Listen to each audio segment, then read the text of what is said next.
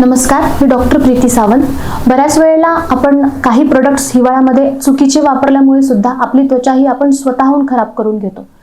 त्याचं पहिलं एक मुख्य कारण म्हणजे ऋतुसंधिकाल। म्हणजे पहिला ऋतू जाऊन दुसरा ऋतू जेव्हा येतो त्या 15 दिवसांमध्ये आपण पुढचा ऋतू जो येणार आहे त्या ऋतूचंच रुटीन पाळणे हे जास्त महत्त्वाचं असतं। म्हणजे बऱ्याच वेळा उन्हाळ्यातले असलेले प्रोडक्ट सुद्धा आपण आहेत आणि ते संपवावे या दृष्टीने हिवाळ्यात वापरतो आणि आपली स्किन ही खराब करतो। दुसरं कारण महत्त्वाचं एक्सफोलिएशन।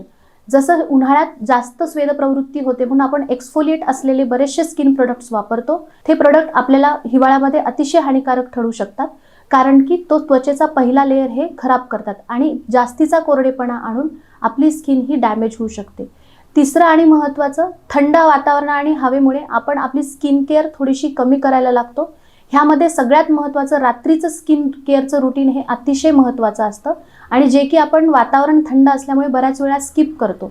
तरी आवर्जूनपणे रात्रीच्या वेळेला तुम्ही तुमचं स्किन केअर, स्वच्छता आणि प्रोडक्ट्स लावणे हे जास्त महत्त्वाचं आहे, कारण रात्रीच्याच वेळेला तुमची स्किन रिपेअरिंगसाठी योग्य आणि चांगला वेळ तुम्हाला भेटत असतो।